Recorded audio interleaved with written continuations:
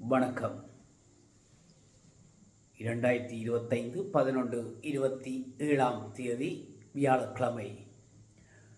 Murugan vlog வெளிநாட்டு செய்திகள் வாசிப்பது உங்கள் முருகன். முதலில் தலைப்புச் செய்திகள். பிரதமர் மோடி தலைமையில் ராமர் கோவில் கொடியேற்றம். விண்வெளியில் சிக்கியுள்ள சீன வீரர்களை மீட்க விண்கலம் அனுப்பிய சீனா.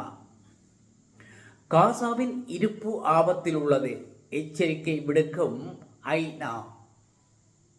அமெரிக்காவின் மாற்றி அமைக்கப்பட்ட அமைதி திட்டம் உக்ரைன் ஜனாதிபதி ஜெலன்ஸ்கி வரவேற்பு. ஆப்கானிஸ்தான் மீது பாகிஸ்தான் தாக்குதல், 10 பேர் உயிரிழப்பு.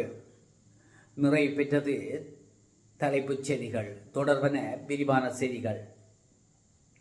அயோத்தி ராமர் கோவிலின் 161 அடி உயர கோபுரத்தின் மீது அமைக்கப்பட்டுள்ள 30 அடி உயர கம்பத்தில் நேற்று பிரதமர் மோடி கொடியேற்றினார்.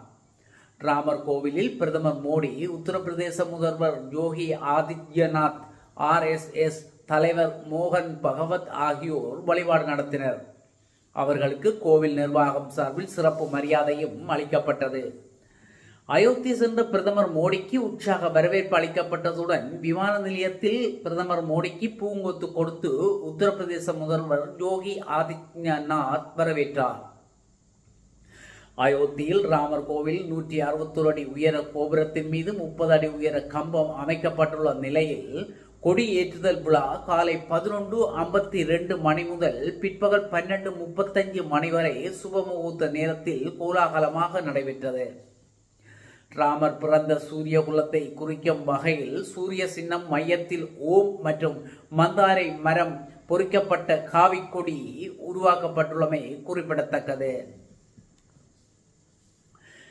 விண்வெளியில் ஆராய்ச்சியில் அமெரிக்கா, சீனா உள்ளிட்ட வளர்ந்த நாடுகள் தீவிர ஆர்வம் காட்டுகின்றன. இதில் சீனா ஒரு படி மேலே ஏறி 2021 தியாங்காங் என்ற விண்வெளி நிலையத்தை தனக்கென அமைத்துள்ளது. சுமார் 390 கிலோமீட்டர் உயரத்தில் உள்ள அங்கு சீன விண்வெளி வீரர்கள் தங்கி சுழற்சி முறையில் பணியாற்றி வருகின்றனர். அதன்படி கடந்த ஏப்ரல் 24 சென்சோ 20 என்ற விண்கலம் 3 விண்வெளி வீரர்களுடன் அனுப்பப்பட்டது.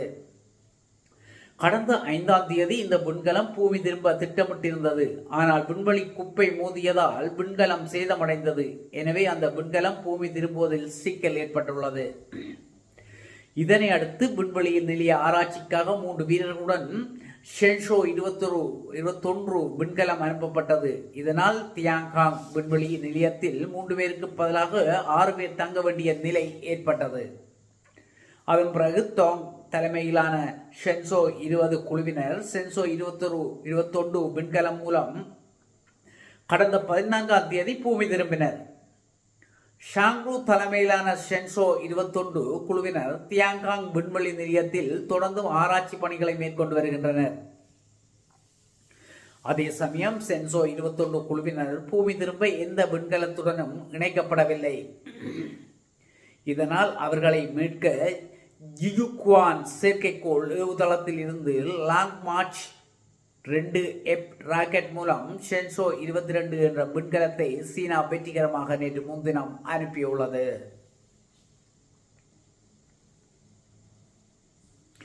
போரினால் பாதிக்கப்பட்ட காசா பகுதியை மீண்டும் கட்டியெழுப்ப $70 பில்லியன் மேல் செலவாகும் என்றும் அதை முடிக்க பல தசாப்தங்கள் ஆகலாம் என்றும் ஐக்கிய நாடுகள் வர்த்தக மற்றும் மேம்பாட்டு நிறுவனம் வெளியிட்டுள்ள புதிய அறிக்கை தெரிவிக்கின்றது. அந்த அறிக்கையில் காசாவில் நடந்த போரும் அந்த பிரதேசத்தின் மீது விதிக்கப்பட்ட தடைகளும் பாலஸ்தீன பொருளாதாரத்தை பேரழிவுக்கு உட்படுத்தியுள்ளன.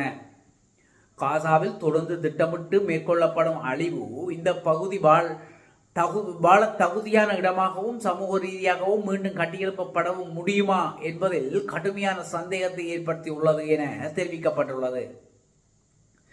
காசாவின் ஒட்டுமொத்த மக்களும் கடுமையான பல பரிணாம வறுமையை எதிர்கொள்கிறார்கள் என்று அறிக்கைகள் கூறுகிறது. மேலும் 2023-2024 காசாவின் பொருளாதாரம் 87% சுருங்கியது என்றும் காசாவின் மொத்த உள்நாட்டு உற்பத்தி வெறும் $161 இருந்தது என்றும் இது உலகளவில் மிக குறைவு என்றும் அறிக்கை கூறியுள்ளது. பாலஸ்தீன சுகாதார அமைச்சக புள்ளி விவரங்களின்படி கடந்த 2 ஆண்டுகளில் காசாவில் இஸ்ரேல் நடத்திய தாக்குதல்களில் 69,000க்கும் மேற்பட்டோர் கொல்லப்பட்டனர். இதற்கிடையில் கடந்த மாதம் ஏற்பட்ட போர் நிறுத்தத்தை மீறி இஸ்ரேல் கடந்த 44 நாட்களில் 500க்கும் அதிகமான முறை தாக்குதல்களை நடத்தியுள்ளது. இதில் நூற்றுக்கணக்கான மக்கள் கொல்லப்பட்டனர். நீங்கள் கேட்டுக்கொண்டிருப்பது முருகன் வீலாகின் வெளிநாட்டு செய்திகள். இச்செய்திகளை நீங்கள் தொடர்ந்து பார்ப்பதற்கு முருகன் வீலாக் இணையதளத்தை சப்ஸ்கிரைப் செய்யுங்கள். சப்ஸ்கிரைப் செய்து பெல் பட்டனை அழுத்தினால்தான் உங்களுக்கு எங்களுடைய சேனலில் வருகிற செய்திகளை தெளிவாகவும் உடனுக்குடன் பார்க்கக்கூடியதாகவும் இருக்கும். ஆகவே முருகன் வீலாக் சேனலை சப்ஸ்கிரைப் செய்யுங்கள். தொடர்கின்றன வெளிநாட்டு செய்திகள். ரஷ்யாவுடனான போரை நிறுத்துவதற்கு தயார் செய்யப்பட்டு வரும் அமெரிக்காவின் மாற்றியமைக்கப்பட்ட அமைதி திட்டத்துக்கு உக்ரைன் வரவேற்பு தெரிவித்துள்ளது. ரஷ்யா உக்ரைன் இடையிலான போரை முடிவுக்கு கொண்டுவர 28 அம்சங்களை கொண்ட அமைதி திட்டத்தை அமெரிக்க ஜனாதிபதி ட்ரம்ப் பரிந்துரை செய்தார். இந்த திட்டத்தை நவம்பர் 27ஆம் தேதிக்குள் ஏற்க வேண்டும், இல்லாவிட்டால் அந்நாட்டுக்கு அளித்து வரும் ஆதரவை நிறுத்தப் போவதாக ட்ரம்ப் விதித்தார். ட்ரம்பின் இந்த பரிந்துரைகளை ரஷ்யாவுக்கு சாதகமாகவும் உக்ரைனுக்கு பாதகமாகவும் இருப்பதாக உக்ரைன் ஜனாதிபதி ஜெலன்ஸ்கி கூறியிருந்தார். இதனால் அமைதி திட்டத்தில் இடம்பெறும் அம்சங்கள் குறித்து ரஷ்யா மற்றும் உக்ரைன் பிரதிநிதிகளுடன் அமெரிக்க அதிகாரிகள் பேச்சுவார்த்தை நடத்தினர். இரு தரப்பினரின் கருத்துக்களை கேட்டு அதன் அடிப்படையில் அமைதி திட்டத்தில் திருத்தம் செய்யப்பட்டு வருகிறது. இந்த நிலையில் அமைதி திட்டத்தில் மாற்றியமைக்கப்பட்ட அரசாங்கங்கள் ரஷ்யாவுடனான போரை நிறுத்துவதற்கான மிக ஆழமான ஒப்பந்தம் என்று உக்ரைன் ஜனாதிபதி ஜெலன்ஸ்கி தெரிவித்துள்ளார். இது குறித்து அவர் கூறியதாவது, அமெரிக்கா தலைமையில் உருவாக்கப்படும் அமைதி ஒப்பந்தத்தில் இடம்பெற்றுள்ள அம்சங்கள் போரை நிறுத்துவதற்கான ஆழமான ஒப்பந்தங்களாக விரிவுபடுத்த முடியும். இந்த விவகாரத்தில் அமெரிக்க ஜனாதிபதி ட்ரம்பிடம் மேலும் தீவிர ஒத்துழைப்பை நான் எதிர்பார்க்கிறேன். அமெரிக்காவின் பலத்திற்கே ரஷ்யா செயற்பட்டு வருகிறது. அமைதி திட்டம் இடம்பெற வேண்டிய முக்கிய விடயங்கள் குறித்து ஜனாதிபதி ட்ரம்புடன் ஆலோசனை நடத்த தயாராக உள்ளேன். அமைதி திட்டம் ஐரோப்பிய பாதுகாப்பு முடிவுகளையும் உள்ளடக்கியதாக இருக்க வேண்டும் என்பதால் ஐரோப்பிய தலைவர்கள் பேச்சுவார்த்தைகளில் ஈடுபட வேண்டும் என அவர் மேலும் தெரிவித்தார். ஆப்கானிஸ்தானில் கோஸ்ட் மாகாணத்தில் பாகிஸ்தான் நேற்று முன்தினம் இரவு ட்ரோன் மூலம் வான்வழி தாக்குதல்கள் நடத்தியுள்ளது என்றும் இந்த தாக்குதலில் 9 குழந்தைகள் உட்பட 10 பேர் கொல்லப்பட்டதாக தலிபான் அரசாங்கம் தெரிவித்துள்ளது. ஆப்கானிஸ்தான் வர்த்தக அமைச்சர் அல்ஹாட் நூருதீன் அஜீஸ் தற்போது இந்தியாவுக்கு வருகை தந்திருக்கும் போது இந்த தாக்குதல் நடந்திருப்பது முக்கியத்துவம் பெற்றுள்ளது. கடந்த திங்கட்கிழமை பாகிஸ்தானில் பெஷாவரில் துணை இராணுவ தலைமையகத்தில் நடந்த தற்கொலை தாக்குதலில் 3 இராணுவ வீரர்கள் கொல்லப்பட்டனர்.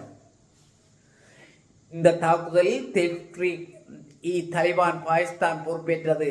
இந்த அமைப்பினருக்கு ஆப்கானிஸ்தான் அடைக்கலம் அளிப்பதாக பாகிஸ்தான் அரசாங்கம் நீண்ட காலமாக குற்றம் சாட்டி வருகிறது.